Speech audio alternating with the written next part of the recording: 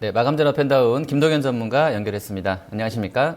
네, 안녕하세요. 네, 자 지금 시장이 어제 시초가 부근까지 거래소는 회복이 되어 있고요. 코스닥은 탄력이 조금은 좀 약합니다. 691선 정도 머물러 있는데요. 자, 시장 상황 좀 어떻게 판단하고 계십니까?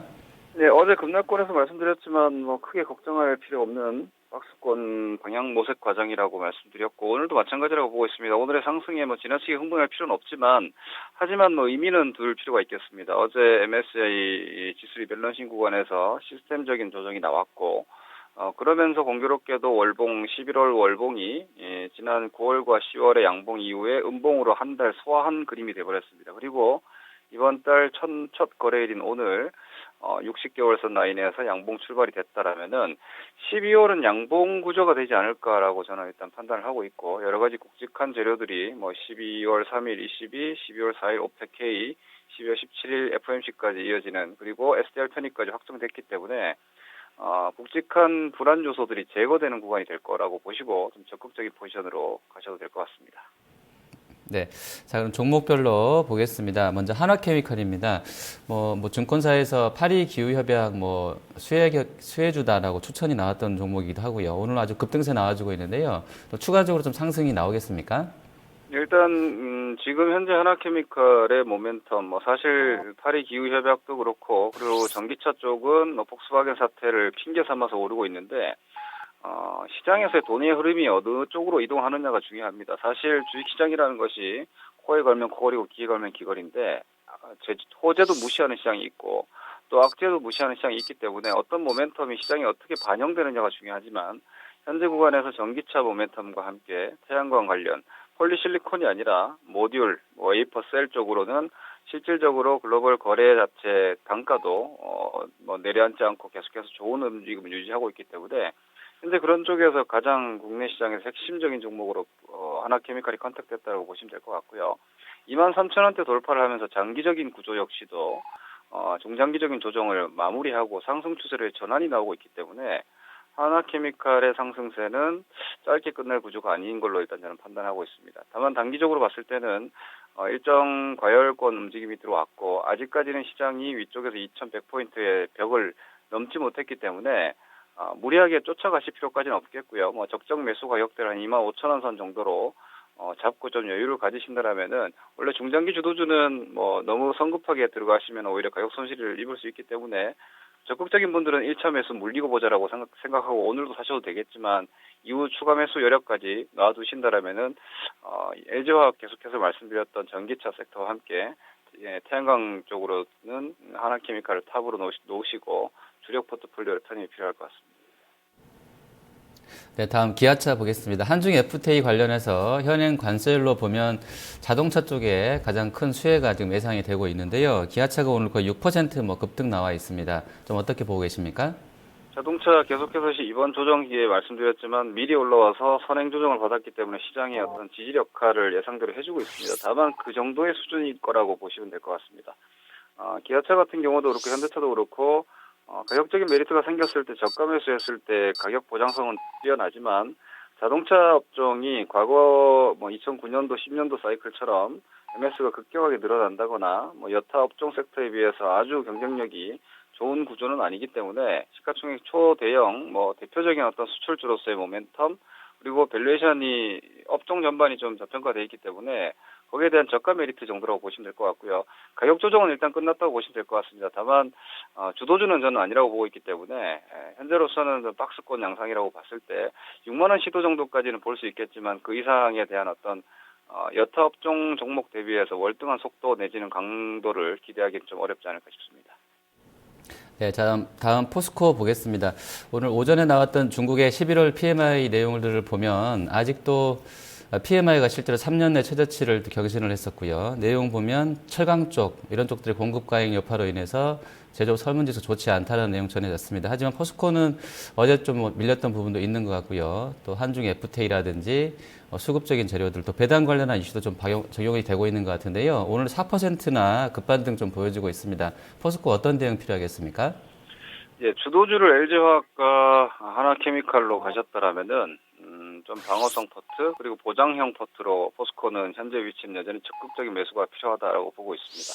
수익을 추구하는 관점은 속도를 통해서 빠르게 고수익을 추구하는 전략이 있고, 즉 수익률 게임을 하는 방법이 있고, 오히려 우회로 빠져서 아래쪽에 대한 보장성을 가지고 좀 느리지만 확보되는 수익률에 대한 보장에 베팅을 하는 방식이 있는데, 포스코는 현재로서는 배당, 가격 뭐 이런 부분들은 아주 월등한 메리트를 가지고 있기 때문에 저는 안전마진 수준이라고 보고 있고요.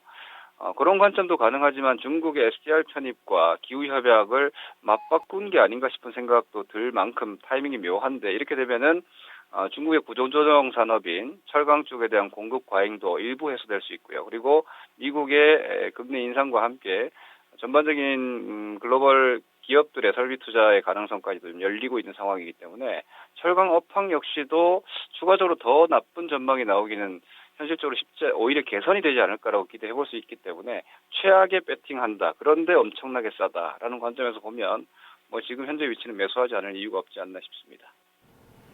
네.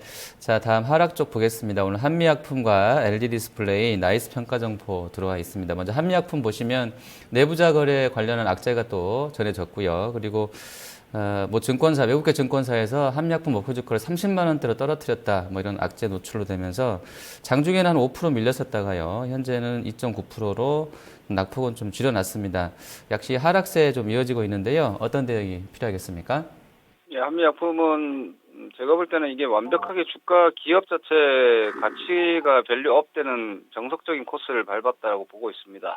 다만 여러분들께서 지금 현재 위치에서 접근을 하실 때 반드시 염두에 두셔야 되는 부분은, 주식이 그동안 좋았다라는 것보다 앞으로 얼마나 좋을 수 있느냐를 계산을 한다라고 봤을 때, 현재 77만 원에서의 한미약품의 모멘텀은 이번에 5조 원 규모의 라이센스 아웃이었습니다. 그렇다면은 현재 위치에서 그런 재료가 노출된 상태에서 80만 원대 후반을 넘지 못하고 있다라면 다시 한번 90만 원을 넘어서 100만 원을 넘어가는 시세가 나오기 위해서 추가적인 모멘텀이 얼마나 강하게 나와야 되는지에 대한 생각을 해보셔야 될 것 같습니다. 현재 내용만 가지고 제가 볼 때는 한 6, 70만 원대 이상은 유지는 되겠지만 100만 원 이상을 넘어갈 수 있는 추가적인 시세가 나오기 위해서는 또다시 추가적인 계약권 내지는 계약에 대한 기대감들이 계속해서 유지돼야 된다는 측면에서 보면 이제 가격 저항은 분명히 들어왔다라고 보셔야 될 것 같고, 이전 60만 원대에서도 가격 저항이 있었지만 그 가격 저항을 넘어선 모멘텀이 수출 계약권이었다라는 걸 감안했을 때는 추가 모멘텀이 나올 때까지 주가는 좀 표류하지 않을까라고 보시고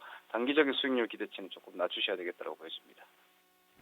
네. 자, 다음 LG 디스플레이 보겠습니다. 이 종목은, 글쎄요, 증설 관련된 재료 덕분에 좀 바닥권에서 많이 올라왔습니다만, FTA 관련해서는 반도체랑 디스플레이가 거의 관세율이 0%이기 때문에, 실제로 수혜가 없을 것이라는 이야기도 있었었고요.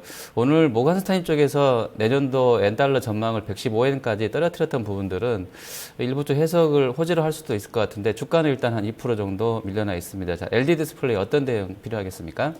예, FTA는 어차피 국내 투자자들이 학습 효과로서 한미 FTA 한다고 주식시장에 변화가 없었지 않습니까? 그렇기 때문에 이 부분에 있어서는 개의치 않으셔도 된다라고 보고 있고, 오히려 LG 디스플레이는 애플 쪽에서도 OLED 쪽에 대한 적용을 실질적으로 추진을 하고 있고, 그리고 LG 디스플레이가 LG전자 쪽에 대한 전반적인 패키지로 전장 사업에 대한 강화라면은 없던 수요가 생기는 게 되기 때문에 전기차 시장이 커진다라면은 자동차 인테리어 쪽에서의 LCD 패널에 대한 수요는 상당히 폭증할 수 있기 때문에 이런 모멘텀들이 최근에 외국인들의 쇼커버링과 함께 기술적으로도 추세 전환이 이루어지고 있습니다. 121선 라인을 저는 계속해서 중요하게 말씀드리고 있는데 23,500원을 넘었기 때문에 현재 25,000원에서 23,500원 라인은 조정식 매수가 된다라고 이해하시면 될 것 같고요. 현 위치에서는 일단 주가가 붕괴된 자리가 3만 원이기 때문에 3만 원에 대한 복원 시세가 조금 시간을 두고 계속해서 이루어질 가능성이 있기 때문에 24,000원 정도의 타겟을 놓고 저가 매수하셔도 될 것 같습니다. 네. 자, 마지막으로 나이스 평가 정보 보시겠습니다. 어제 인터넷 전문은행 관련해서 호재성 재료로 약간 올랐던 부분들이 다 반락이 됐었고, 오늘도 한 5%도 밀려납니다. 오히려 역으로 기업은행이나 인터파크 같이 탈락되었던 업체들은 플러스 내고 있는데, 어제 올랐던 쪽들은 다 지금 재반락이 나오고 있는데요. 자, 나이스 평가 정보는 좀 어떻게 보고 계십니까? 네, 일단 주식시장에서는 사실 좋은 주식도 빠질 수가 있는 것이고 안 좋은 주식도 올라갈 수가 있습니다. 그래서 어떤 내용이 나오거나 모멘텀이 있더라도 시장이 받아주는 게 중요한데, 저는 개인적으로 나이스 평가 정보는 인터넷 전용 은행 사업 자체가 외형이 커진다라면 충분히 함께 성장할 기업이라고 보지만, 최근에 시장에서는 그 부분을 반영을 좀 덜 하고 있는 것 같습니다. 그 시세를 시장이 다시 한번 기대하느냐의 기준은 여전히 뭐 121선 라인인 한 12,000원에 대한 회복이 될 거로 예상되기 때문에 아직은 회복되지 않은 자리에서 너무 외롭게 싸우지 마시고 오히려 여기서 추가 하락이 되게 되면 추세적인 불안감을 느낄 수 있기 때문에 12,000원 회복 시점부터는 다시 한번 고점 돌파와 성장에 대한 기대치를 가지고 트레이딩 하시면 되겠습니다. 종목들 무작정 빠졌다고 기존에 좋았던 종목들 잡기보다는 시장이 반응해주고 시장이 그 모멘텀을 실질적으로 시세에 녹여줄 때부터 진입하는 것이 트레이딩 포인트다 이렇게 보시면 될 것 같습니다. 네. 자, 남은 시간 동안에는 좀 어떤 전략으로 뭐 수익을 좀 취해야 되겠습니까? 예, 뭐 제 시황을 계속 장기적으로 보신 분들은 아시겠지만 저는 12월 금리 인상 시점 이후에 긍정적인 관점을 가지고 있고 그 시점에 임박했다라고 보고 있기 때문에 기본적으로 11월 달에 주도주 재편 구간이 지나왔고 그리고 12월 말일과 오늘 구간에서 변곡점이 나왔다라고 보고 있습니다. 좀 적극적인 투자 관점으로 가셔도 될 거라고 보고 있고 다만 FOMC를 한 일주일이 앞두고는 시장이 좀 흔들리는 척 할 수 있다라고 보고 있습니다. 그 구간을 이겨낼 수 있는 정도의 모멘텀과 혹은 가격을 월등하게 가지고 있는 종목, 아주 강하거나 아주 싸거나 이 정도로 구성하신다면은 12월 달 바이앤드 홀드 하시는데도 크게 무리가 없지 않을까라고 보고 있습니다. 네, 알겠습니다. 오늘 말씀 잘 들었습니다. 네, 고맙습니다. 네, 마감 전업 펜다운 김동현 전문가였습니다.